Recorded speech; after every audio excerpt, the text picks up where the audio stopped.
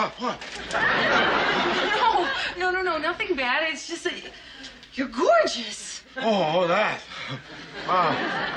Thank you. I never tire of hearing that. Taxi's Marilu Henner, today on Pop Goes the Culture.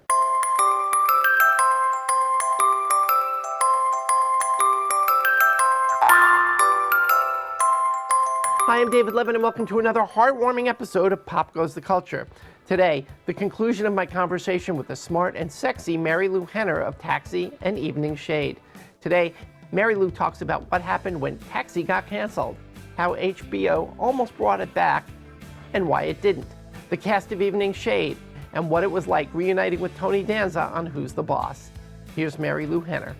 It sounds like it was a lot of fun at the set. It was great. It was really great. I mean, we just, there was always stuff going on.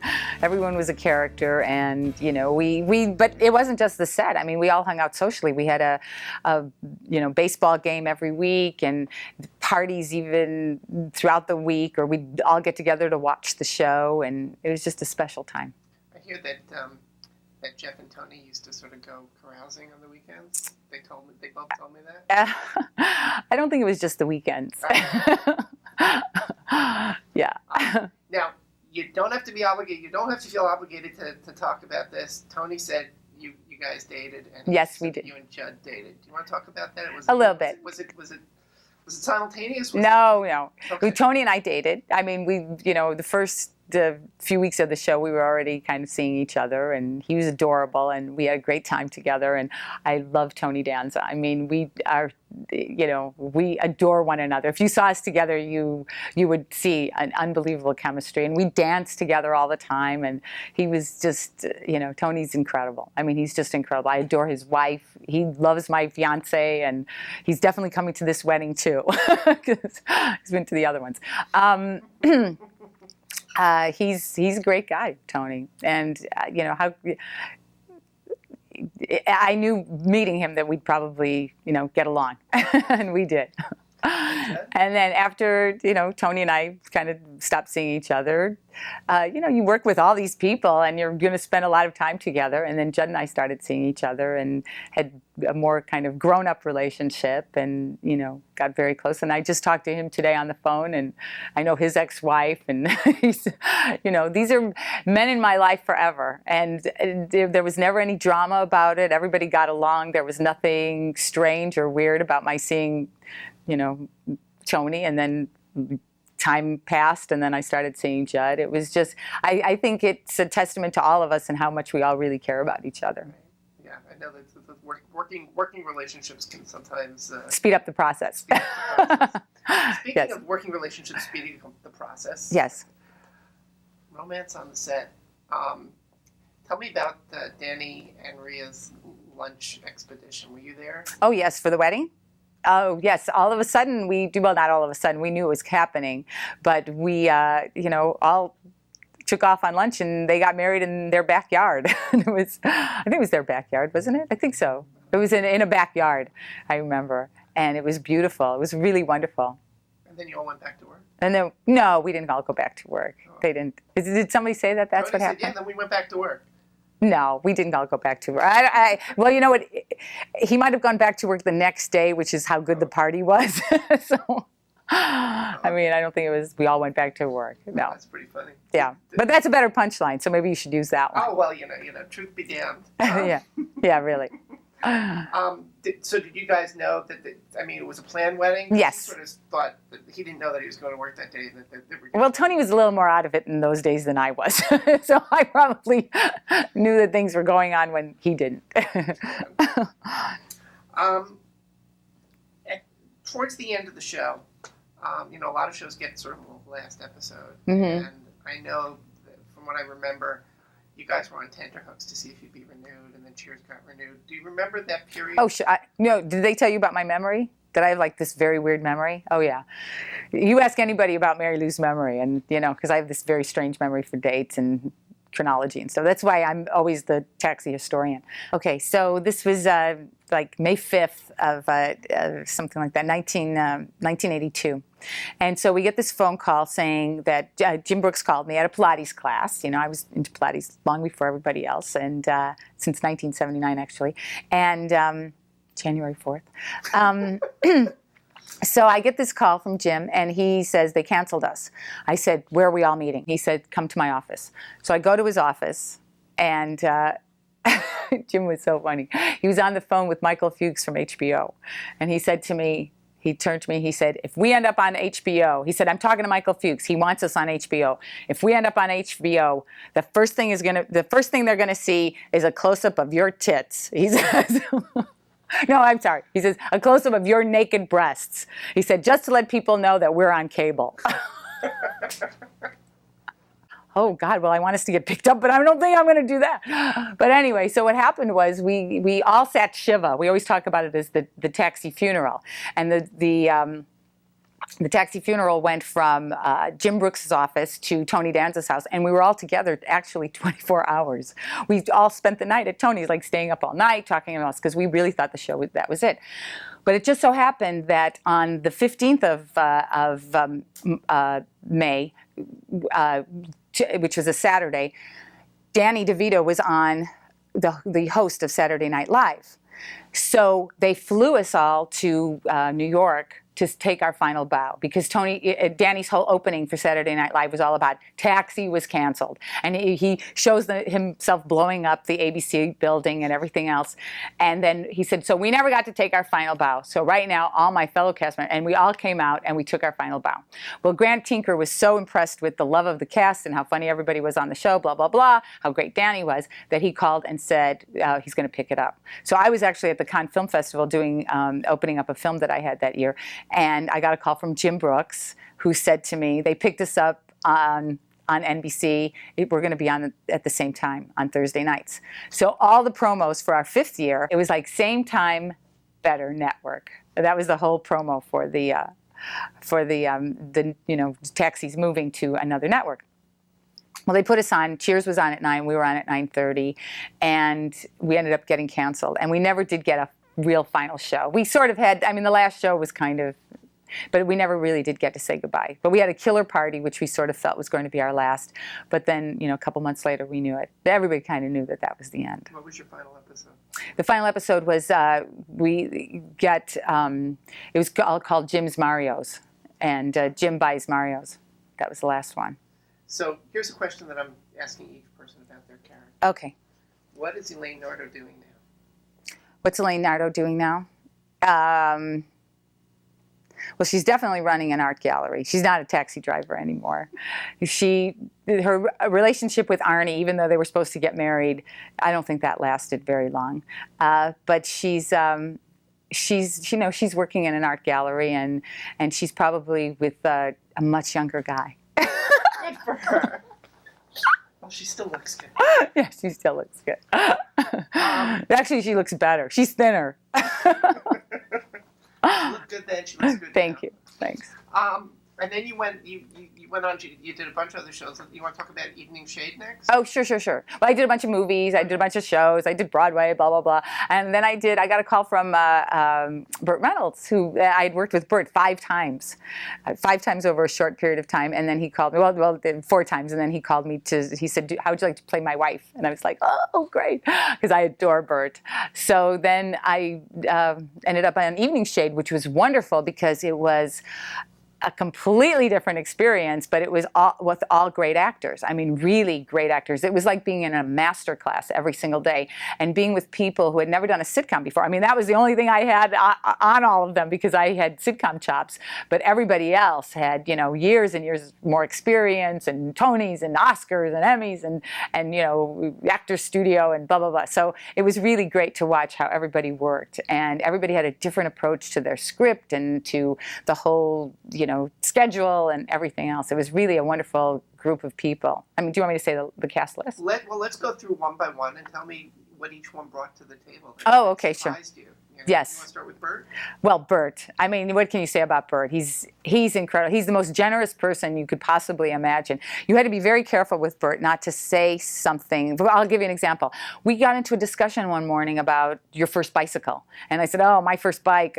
The first bike I ever got, I was 10 years old. I got it for Christmas. I was so excited. It was a beautiful, girls' blue racing bike, and it was fantastic. And it was cold in Chicago, so I didn't get to ride it, and I couldn't wait till it was warm enough. And the first day I rode it, I put it on my front porch for a second to run in to go to the bathroom, and somebody stole it. And I was heartbroken, and I never got a shiny new bike again.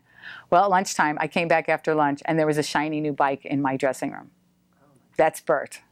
I mean, every Friday, whatever money troubles you must have that you ever hear about Burt Reynolds, it's probably because he's bought the crew, team jackets and hats and, and fanny packs and, televisions or whatever. I mean, he's extremely generous, and we had a great time. He was a great daddy. He was a lot of fun. I adore Burt. Every time I've worked with him, it's been a great experience. And I just saw him recently, which is really nice. And, yeah. How's he doing? He's great. He looks great. Yeah. Who's next? Who do you want to talk about next? Hal Holbrook. Oh, Hal Holbrook played my father. Hal Holbrook, I fill up with tears just thinking about him. Just doing the scenes with him was such a gift because you totally forgot there were any cameras around. You cannot catch the man acting. He's amazing. He's so honest, and he just focuses you as an actress. And every scene I had with him, look, I'm crying. I just loved working with him. He's incredible. I was just so honored to play his daughter, and I think he's one of the sexiest men I've ever seen in my life. He's just got that twinkle and just elegant. He's just elegance personified. Oh, Charlie was great because I worked with Charlie before. We did Mr. Roberts together, which was a live television production. We did it, it was unbelievable that we did it. And it was with Kevin Bacon and Howard Hesseman, Charlie Durning, Robert Hayes, and it was wonderful. It was really a great, so I met him and we really got along and everything. Then when we started working together, because, Bert really handpicked the people that he wanted to work with, and actually I was the last person cast. Bert said, how would you like to do a show with, Charlie Durning and Hal Holbrook and Elizabeth Ashley and, all these people. But Charlie was really paying attention to everything all the time. And he'd say, can I suggest something? And he'd give me some kind of note. For example, there was an episode where I was pregnant. And it's so funny because here I was in like the best shape of my life on Evening Shade. And, well, no, I'd been in better shape since then doing Chicago. But I was in like the best shape of my life at that point. And I was playing, Ava was pregnant the first whole season, so I had to wear maternity clothes. In the final episode of that year, I have my baby. So he's my doctor, and he tells me I've got 2 more weeks. And I'm behind a dressing screen when he tells me this, and I'm saying 2 more weeks, 2 more weeks, and I want get this baby out of me or something. He said, you've got this dressing screen in front of you, just grab a hold of it and watch it shake. And so all of a sudden I did that, and it felt so funny to me. And Charlie was really good at adding the little goodies. He would like tell you something to do, and then you would do it. I'd always listen to Charlie because he's such a great actor, and he runs the range. He can be outrageous. And he can be, almost like totally comical, or he could just tear your heart out with just pathos. He's amazing. Was Ashley? Elizabeth. Oh my gosh. When I think about Elizabeth, I just smile because she played my aunt. I adored her. I'm very neat and organized. Elizabeth has like makeup and stuff going and, powder flying and everything else. And she's like this. I mean, people think I have a lot of energy. She has even more energy than I do. She is just a wild woman. But she is so brilliant to watch and so much fun and just, does things that you just cannot believe, but gets away with it because her ability as an actress just fills up the room all the time. But she is really crazy to get dressed with and to put on in the makeup room because makeup is everywhere. Things are flying all the time. She cuts her hair by throwing her head over and just lopping it off. That's Elizabeth. She's wild. Any sort of stories stand out on Evening Shade? Just sort of a moment, a thing that you've dined out. Oh my gosh, Evening Shade. Well, Evening Shade was the exact opposite of Taxi because Evening Shade, we would shoot everything. So sometimes, whereas Taxi would be a 24-page script, Evening Shade would be a 60-page script or a 58-page script, and we'd shoot everything, and then they'd just fix it in post.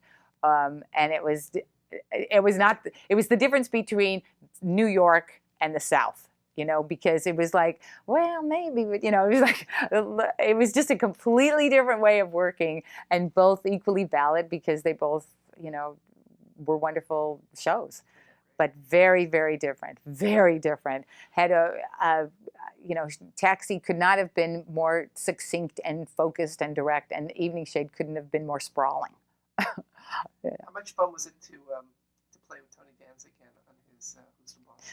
Well, he called me. Did he tell you this story? Did you ask him about it? Yeah, I did ask him about it. He called me. He said, "Lou, you gotta." He said, "You gotta help me out." He said, "I want you to come in and play a guest star." They were already halfway through their week, but he had trouble with another person, and so he said, "Will you come in and play this part?" And when he said we got to kiss, I went, "I'm in." So I played that character, Diane, and it was very funny because it was a real bonbon of a character, which was, very different from Elaine, and kind of a slob and just kind of a wild woman and sort of a victim and stuff. So not the kind of character that I usually play, but a lot of fun to play. That's great. How was it to be with him? Oh, it's always great. And that was, what's great about that week? The week that I played that character was the week he had his second date with Tracy. And I knew that the two of them were going to end up getting married because he felt so differently about her than he had ever felt about any of us. And it was great to watch it in action. It was really beautiful. And I, and then a few months later, this was in March, and then a few months later, they got married. Or February, and then, a few months later, they got married. Okay.